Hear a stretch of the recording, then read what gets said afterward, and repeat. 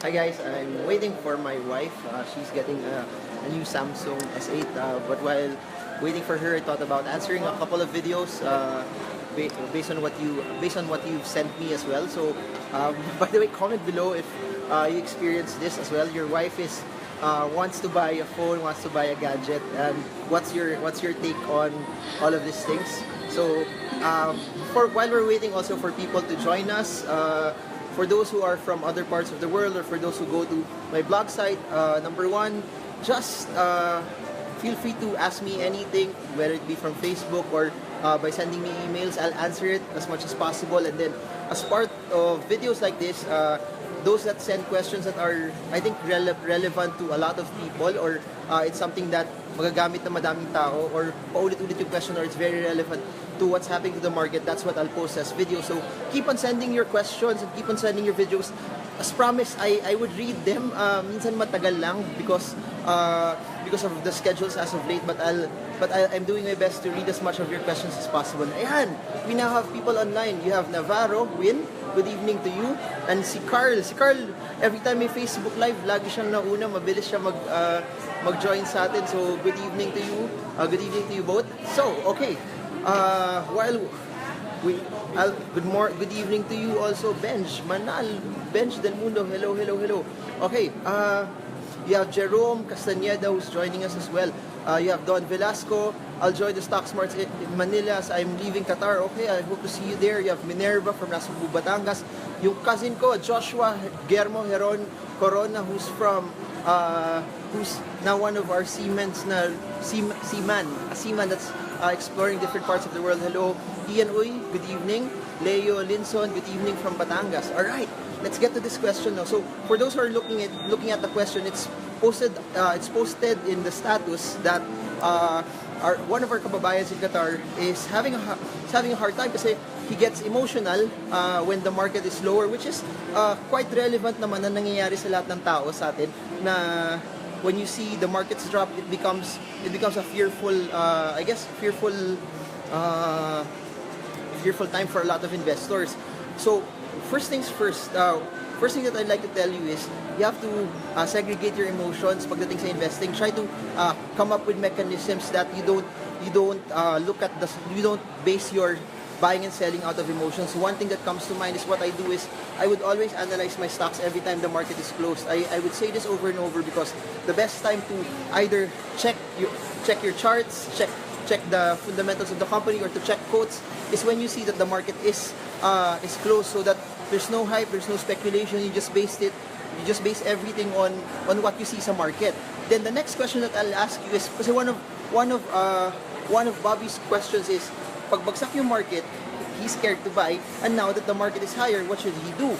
And to answer your question also, in context, the market is relatively higher as well. It's been higher as compared to, I guess, where the market was before, a couple of months ago. So, first things first. First thing you need to ask yourself is, how long do you plan to stay in the market? Meaning, if you plan to stay at a longer time frame, or at a longer period of time, that's better for you because it allows you to gain the skills and the confidence also, and also to stretch your time frame when you come to buy and sell your stocks as well. But if your time frame is very shorter, you must be. I really believe that you must trade the markets as well. Let me try to differentiate everything. No, if you're trading at a very short perspective from a very short time frame, that's when you need to use technicals. Given the market is relatively higher now, you just have to be very selective, meaning there are still certain stocks that you can see, that you can find out, that are relatively reversing from the support levels. Why am I saying this? In the stock market, for those who use technical analysis, there's a term that they use, support. So you can find stocks that are hitting support levels that deviate from the movement of the index, and as you find them, those are your selective buys. You have to understand this. If you're not investing into a mutual fund, not all stocks follow the index, but majority of the stocks do. So now, why am I saying this? A lot of the stocks are relatively higher. However, there are some stocks still that you can find that may be a bit cheaper as well from a certain perspective. So that's one thing. Second, if you're an investor, even if your time frame is longer, it does not mean that that tigil ka na bumili ngayon. Why? Because there are a lot of fundamental parameters. You can look at fundamental ratios like PE to tell you and find out if there are stocks that are cheaper as well. So before I answer your question, I'll check out my wife kung tapos na siya. She's getting she's getting a Samsung phone. Ako hindi ako masyadong not stock smart. Let's see.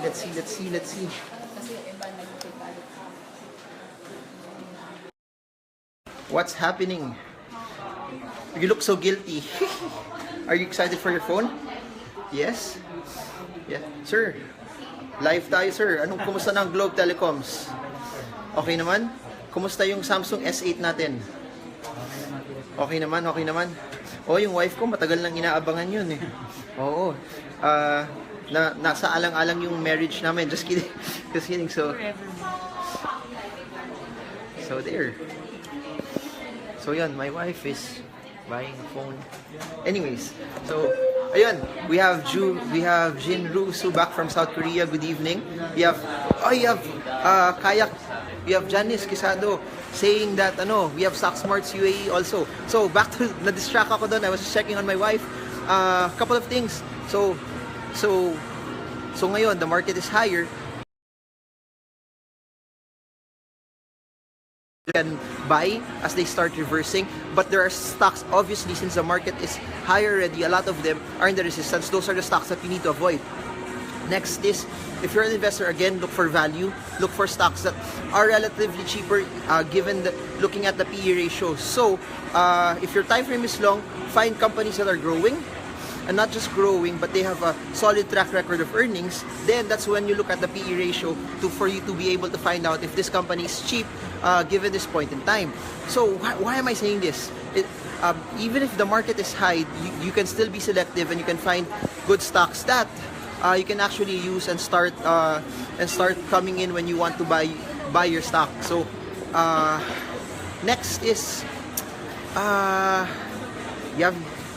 you know that from a trading perspective, there are certain stocks that you can buy. Second, from an investing perspective, if your time frame is long, meron mga stocks dyan that are growing and that are relatively cheap as well. Third, you must heavily rely on these tools, whether it is technicals or fundamentals, to remove your emotions. And it's fair enough. Around 80 or 90% of the people that I meet that attend Stock Smarts, when they start out, ganun talaga eh. Emotions play a big part of it, the fear of losing out. But here's the thing, if you want to be a trader, cutting losses is part of it, meaning that when you find stocks that are in the support, that are good buys, that are starting to reverse, that are starting to go higher, but it does not go in the direction that you want it to go, if it falls down from that support level, you must cut your losses. Very, very important. And I guess that's it.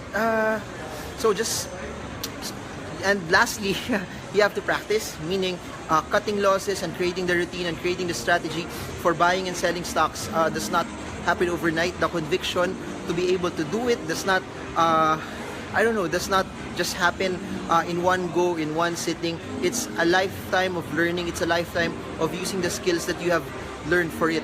The best time though to actually start learning and practicing is when the market is lower, because you will spot a lot of stocks that are relatively cheaper that you can actually start and buy when they start reversing. So those who started to invest when the market was down last August, some of them are now reaping, I guess, the fruits of their labor as well as of this point in time. So ayun, let me greet all of you before we end this video.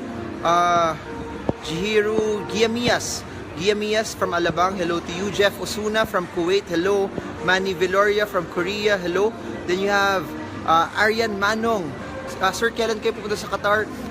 Qatar is this July 10 to 16. It's after Stock Smarts UAE. So our trip in the Middle East will be July 6 to 10 for Stock Smarts UAE. Then July 11 to 16 for Stock Smarts Qatar. I'll post the link below, or I'll tag you with the organizer so you can join us. Then you have Joseph Fernandez asking good evening. Gia Mias is asking about the Eagle Cement IPO. Gia, I posted something based on an interview in Bloomberg that I had.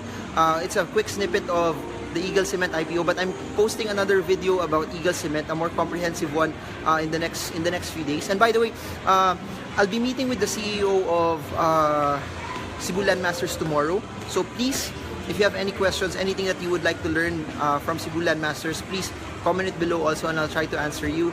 You have DM Santos from Baguio, Jemmy Lontok who's here. Then you have John Manalo, asking SM Aura ba to? Secret, yeah, it's in SM Aura. Then you have Lizelle Lorca, hello from Los Baños. Brian Purificacion from Dubai, hello. Tabs Palo Alto, hello to you. Ode Nadella, hello. Punta ka ulit sa Japan? Yes, hopefully we get to go to Japan again soon. So there, last message I guess to Bobby is, it's okay. Whatever you've lost when you missed out on opportunities like that, use it as a, I guess, use it as a springboard and learn from that. Even if we're at 7, 8, 7, 9, or 8,000 levels, there will come a point in time when the market will correct. There will come a point in time when the market will go down again, and you can use that as buying opportunities for you. I repeat it, it's not a question if the market will correct or not. The market will correct. The question is, kung kailan siya nag-correct, whether it's a month from now, 2 months from now, 3 months from now, a week from now, 6 months from now, what are you doing? Are you the one who's prepared to buy when it starts to reverse? Or are you the one who might actually be suffering kasi naipit doon? So if you know how to respect your stops, pag nag-breakdown yan, you just start to cut your losses. But very, very clear also from the stocks that have been moving up, from the Blooms, the MCPs, the Ayala Lands, a lot of the stocks that have been zooming, the SM Prime Holdings, those stocks that have been moving up and zooming, as long as they're in their uptrend, don't sell also. The biggest temptation also for people in the market that's going up is, pag umakyat yung stock, bilis sila magbenta. And I don't want that to happen to you. You have to be quick to cut if you make a mistake, but you have to also be firm on holding on to your position should you make the right decision as well. So I guess that's it for now. I tumupad ako sa promise, one video every day. So I'm trying to make daily Facebook Live videos to be able to help you in your trading as well. I'll check on my wife first before we end this. So yun. Part of this is a happy wife, happy life. Hello, so how's your phone? Go away. Huh? Why? Asan na siya? Coming out na? When is it coming out? Okay. Sir, kumusta na yung phone, sir? Kumusta na yung phone, sir? Oh, ilang buwan na hinihintay ng wife ko yun. Any, sir, message to stock investors of Globe? Wala. Keep amazing. Keep on rocking, sir. Keep on rocking. Okay yan. Okay, thank you so much. Thank you. Wala pa. Oh. So I guess that's it. Thanks to everyone. I'm gonna wait for my wife na lang while she finishes her purchase of the Samsung. So number one, send your questions below if you have any. Then we'll try to make videos and blog posts about it. Second is our events, Stock Smarts Manila in June, Stock Smarts Qatar and Dubai in July. Then you have Jensen on August. And then what's this? We have Iloilo also in July as well. And don't forget, our book launch will be in Icon 2017 SMX Aura with a lot of speakers I respect and adore. And for those in Singapore, I'll see you today. That's it today. Again, one video, one stock update per one stock market video per day. This is Marvin Germo, and trade well, trade strong, trade smart. Bye bye.